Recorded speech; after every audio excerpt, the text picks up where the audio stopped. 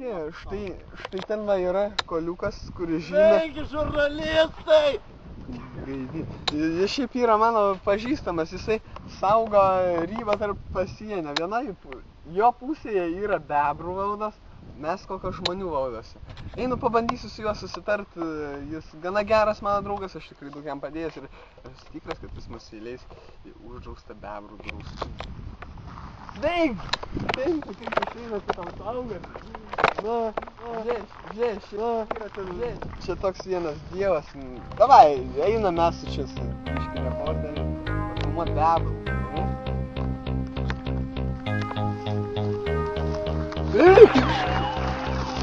Mužga!